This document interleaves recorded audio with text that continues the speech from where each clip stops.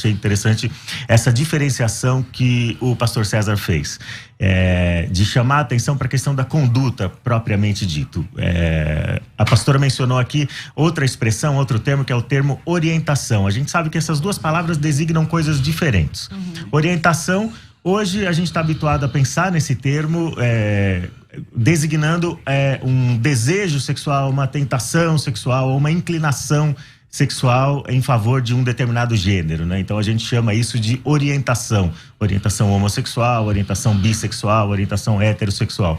Conduta já não tem a ver meramente com o desejo, não tem a ver meramente com a inclinação, com a fantasia, com a tentação, mas tem a ver com a prática propriamente dito. Então a pergunta que fica agora para vocês dois responderem, aí eu vou pedir 2 minutos para vocês responderem, tá bom? Existem passagens clássicas no Antigo e no Novo Testamento que parecem condenar claramente a conduta homossexual. Homem se deitando com homem, mulher se deitando com mulher. A Bíblia não fala nada sobre orientação sexual no sentido que nós aprendemos agora, no sentido moderno da palavra. Então ela não vai falar sobre inclinação, ela vai falar sobre a conduta. É a conduta que é condenável. Então aparecem inúmeros textos, não são muitos textos, mas são textos suficientemente claros, pelo menos do ponto de vista da teologia e da hermenêutica cristã ao longo de quase 20 séculos. Como um cristão honesto com a Escritura, que quer se submeter à palavra de Deus, deve interpretar essas passagens, como por exemplo em Levítico, Deuteronômio, as passagens nas cartas do apóstolo Paulo. Como que um cristão pode lidar com essas passagens, ao invés de fugir? Porque o que eu percebo assim, há alguns homossexuais ou militantes da causa LGBT que simplesmente negligenciam a Bíblia, negam a autoridade da Bíblia, a suficiência da Escritura e partem por uma interpretação pessoal. E nesse não me parece ser o seu caso. Você vai para a Bíblia e vai lidar com esses textos. Como é que um cristão honesto pode ir para a Bíblia e lidar com esses textos, pastora Lana? Primeiramente, eu quero dizer que existe uma grande dificuldade de um cristão lidar com essa questão, principalmente se for um cristão gay. Porque ele cresce ouvindo que ele não é aceito como é. Sim. Né? E muitas vezes existe até aquela homofobia cordial. Deus ama o pecador, mas aborrece o pecado. A gente te ama, mas você tem que mudar. É uma linguagem que até é cheia de cordialidade, mas por trás disso existe realmente uma rechaçação, uma exclusão. Segunda coisa que a gente precisa entender é que a Bíblia ela vai sempre precisar ser avaliada dentro de uma questão popular. E quando eu falo de uma questão de interpretação popular da Bíblia, eu estou falando de um triângulo da hermenêutica. Eu estou falando da realidade pessoal da pessoa, da realidade da comunidade e da realidade social. Então, eu não posso usar textos, por exemplo, o texto mais antigo, mais recente do Antigo Testamento foi escrito 450 anos antes de Cristo. O mais recente do Novo Testamento, 90 anos depois de Cristo. Aí eu pego palavras que foram usadas nesses textos e insiro um vocábulo que foi criado em 1868 por Karl Marx Bennett, que foi um jornalista austro-húngaro, que era escritor, poeta e ativista dos direitos humanos. Você está falando do termo homossexual. E aí a gente usa esse termo que foi criado no século XVIII século XIX para colocar aí em textos bíblicos que foram escritos séculos, milênios antes dessa ocasião. Então a gente precisa realmente fazer uma leitura popular, uma leitura que traga a manifestação da graça, porque se eu for escolher textos aonde eu vou dizer, não, esse texto aqui do Antigo Testamento eu posso aplicar hoje, mas esse aqui eu não posso. Então por que eu tenho que selecionar textos das Escrituras e dizer o que vale e o que não vale para o cristão da atualidade?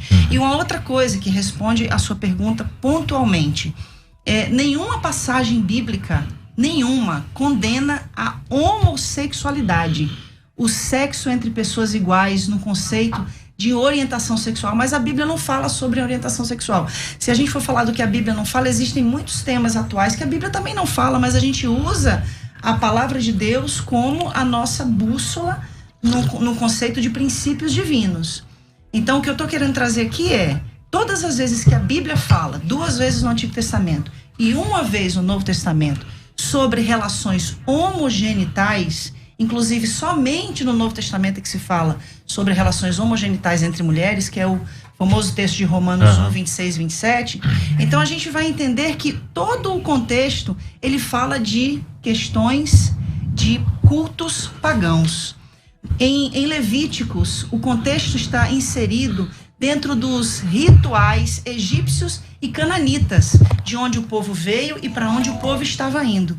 Então, o problema da igreja em si é a gente querer pegar esses textos isolados, fazendo uma exegese e não a exegese, dando uma interpretação de acordo com aquilo que a gente compreende.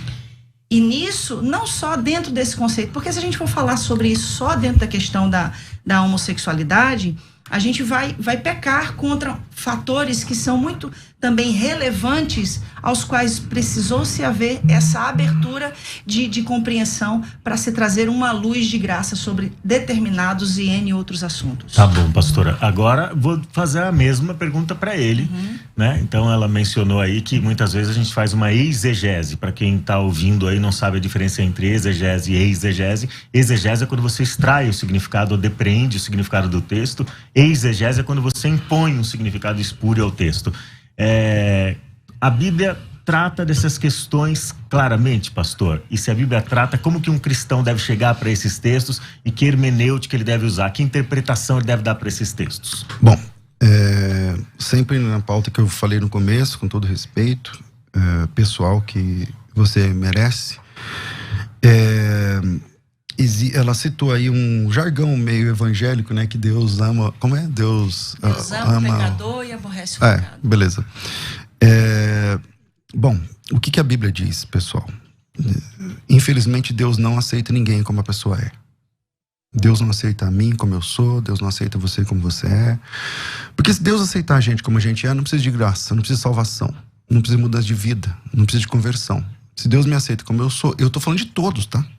Tô falando de todos e todas. Eu tô falando de mim, inclusive.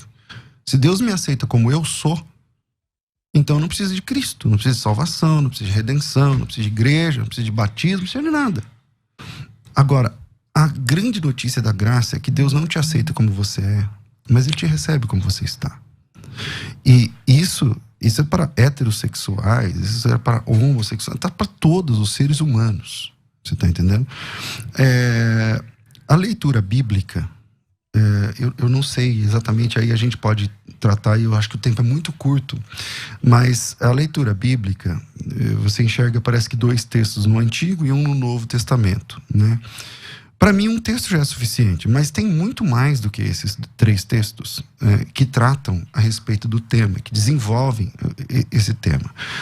E a grande questão é que Deus, ele não aceita, porque a questão... Eu não estou falando da homossexualidade, eu estou falando da prática homossexual. Uma pessoa pode ter desejo por qualquer tipo de prática sexual e ser salva. E tá tudo bem, eu creio assim na Bíblia. Tá lá em Mateus capítulo 19, acho que 10 ou 11 ou 12, que você deve conhecer bem o texto. A pessoa pode ter uma vontade de um desejo sexual e suprimir essa vontade por ela mesma, por devoção a Deus. E tá tudo bem, entende? Agora, o que Deus condena, o que a Bíblia condena textualmente, peremptoriamente, é a prática sexual entre 2 homens ou 2 mulheres. E nisso, ela mesma falou que tem alguns textos, tem 2, ela diz que tem 2 no Antigo Testamento e 1 no Novo Testamento. Esses próprios textos já não bastariam para resolver o problema, porque são 3 textos. Tá bom, quantos textos tem para fazer ceia? Ordenando a ceia. E você faz a ceia na sua igreja. Então, o número de textos não é um argumento. Se o texto está no Antigo Testamento, então nós temos um parâmetro moral. Se ele é repetido no Novo Testamento, então nós temos uma regra para a igreja. Então, está repetido no Novo Testamento? Tá. Então, esquece o Antigo. A gente pode ir lá no Antigo, a minha área é o hebraico, eu até sou melhor lá no Antigo, não manjo muito do grego, sei ler, escrever, mas não sou, assim, sou alfabetizado apenas. Mas eu quero trabalhar com o texto do Novo Testamento, que nem é a minha especialidade. É a ordem de um apóstolo? Está na Bíblia Sagrada? Então a Bíblia diz.